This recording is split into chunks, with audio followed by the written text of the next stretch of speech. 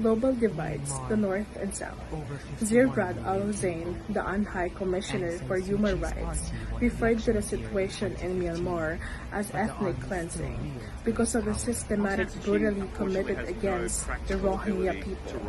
Evidence of extensive and serious violation of human rights, such as forced relocation, village burnings, and mass murders, led to this designation. These deeds imply a desire to eradicate the Rohingya as a separate ethnic community in Myanmar. The head of the UN highlighted the deliberate efforts by the Myanmar government to hide the reality on the ground, stressing the difficulty for independent investigators to reach the afflicted areas. Statements from the government claiming that military actions are directed towards terrorists, militants are contradicted by stories who are fleeing to Bangladesh. Survivors' accounts of crimes and random violence against civilians support the case of ethnic cleansing. Moreover, the problem's severity is highlighted by the Rohingya populations. With displacement, more than 370,000 have fled to Bangladesh, a neighboring country since the crackdown started.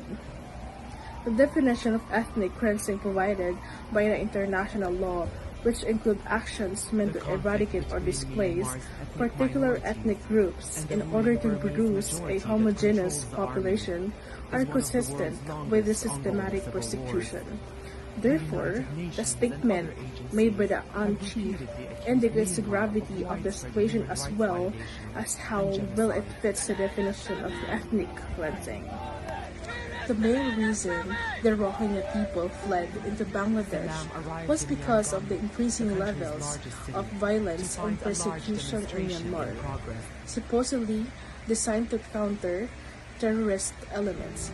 The government's military operation have instead led to extensive atrocities against the Rohingya, such as village fires, massacres, and the other grave abuses of human rights. Many Rohingya have thus been compelled to migrate in order to avoid grave dangers to their lives and well-being. The mass exodus, with over 370,000 Rohingya reportedly having crossed into Bangladesh in a short period, signifies a desperate search for refuge from what they describe as genocidal violence. Reports from refugees paint a harrowing picture of scorched villages and community devastation, prompting families to leave everything behind in hopes of finding safety. Additionally, the deteriorating conditions within Myanmar, compounded by systemic discrimination and lack of basic rights for the Rohingya, further incentivized their flight. The Rohingya people are living in improvised camps in Bangladesh, which emphasizes the extreme humanitarian situation and the pressing need for international assistance and action to address the immediate needs of the displaced people as well as the underlying reasons of their condition. The Rohingya population in Myanmar is facing an extremely humanitarian crisis that necessitates quick response from the international community.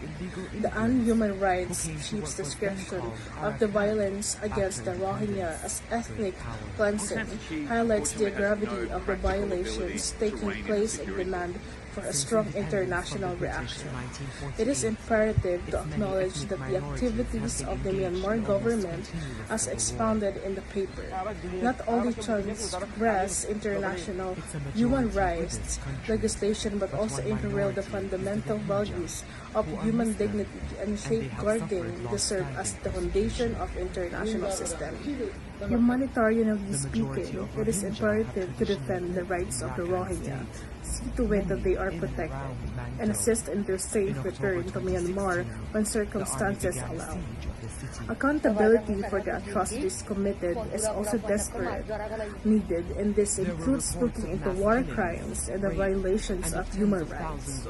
To put pressure on the Myanmar government to end its military operations and respect the rights of its ethnic minorities, the international community must respond with unity and decisiveness, including calls for intervention and criticism from the United States.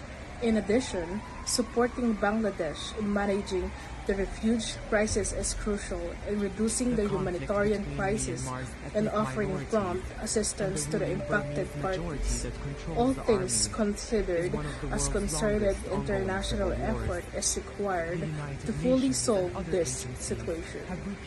There are a number of geopolitical and strategic reasons why China supported the Burmese government during the Rohingya issue. First, in terms of China's economic interest, Myanmar is an essential partner, especially in relation to the Belt and Road Initiative (BRI), with Myanmar acting as a crucial transit route for trade and energy infrastructure connecting China with the Indian Ocean. This program seeks to improve regional connectivity and trade. For China, to protect its economic interests and access to resources, stability in Myanmar is so crucial.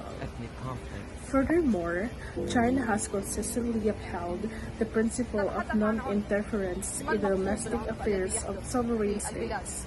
China's the broader diplomatic strategy, which emphasizes respect for state sovereignty and territorial integrity, is consistent with its support for the Burmese government.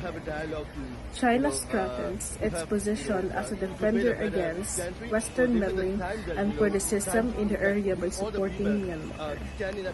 Additionally, there are worries that a significant refugee inflow into Bangladesh would cause regional instability, raising security issues for China with relation to border stability and possible unrest in its surrounding countries.